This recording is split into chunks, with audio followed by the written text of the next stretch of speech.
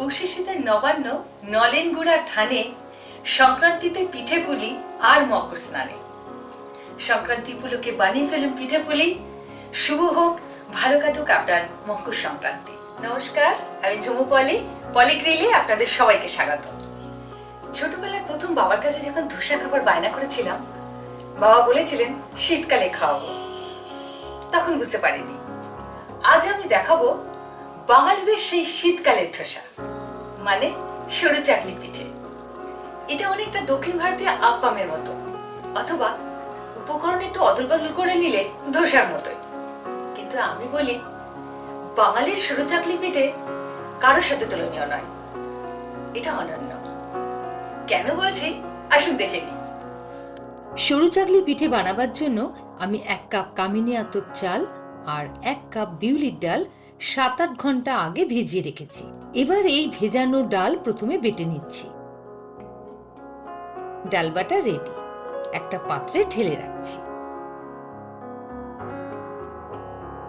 একইভাবে ভেজানো চালগুলো বেটে নেব। ব্যাস, চালটাও বেটে নিয়েছি। এবার একটা বড় পাত্রে বেটে নেওয়া ডাল এবং চাল একত্রে মেশাতে হবে।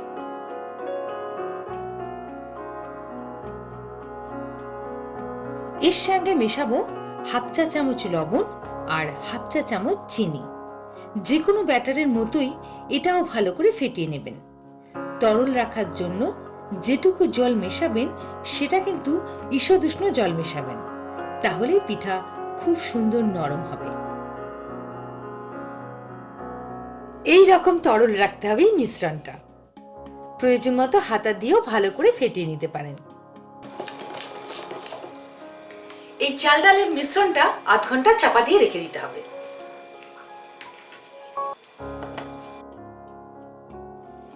আধ ঘন্টা হয়ে গেছে, এবার পিঠের মিশ্রণটা আসুন দেখে নিন। আবার একটু মিশিয়ে নিন।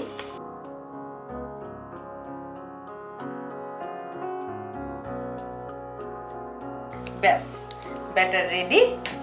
এবার এ থেকে বানিয়ে ফেলবো সরু চাকলি পিঠে বা আমার শীতকালের ধোসা। আঁচের উপর তাওয়া বা চাটু বসিয়ে নিন। এর উপরে একটু তেল বুলিয়ে দিতে হবে। সরু চাকলি পিঠে বানাবার আমার কাছে একটা মজার বিষয় হচ্ছে চাটুতে তেল গোলানো। ছোটবেলায় মা ঠাকুমাদের দেখেছি চাটুতে বেগুনের বোটা দিয়ে তেল বোলাতেন। বেগুনের বোটা দিয়ে তেল বোলানোর মজাটা আমি আজও ছাড়তে পারিনি।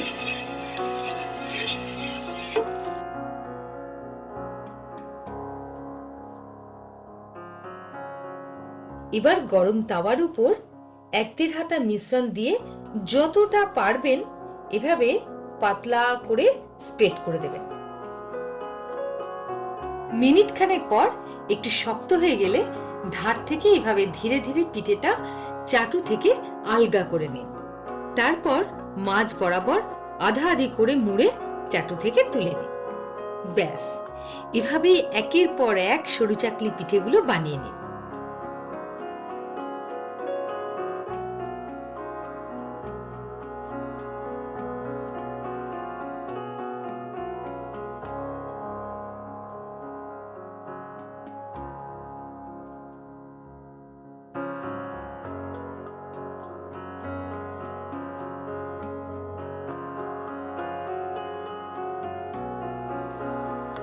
আমার শীতকালের ধোসা রেডি।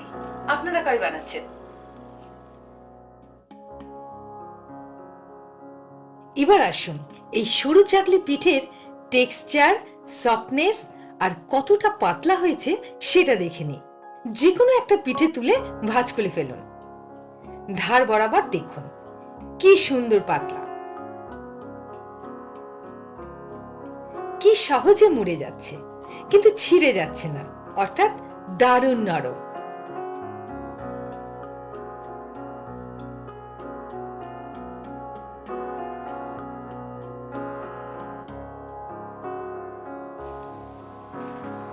শীতকালে নলেন গুড়ের সাথে এই সরু চাকলি পিঠে ট্র্যাডিশনাল তো বটেই, খেতেও দারুণ সুস্বাদু।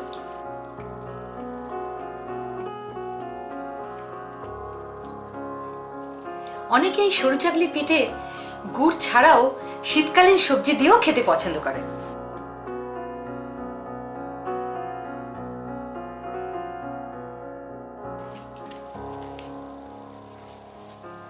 আমার বাবা বলতেন আমার জন্য কিন্তু শীতকালীন ধোসাই বানাস।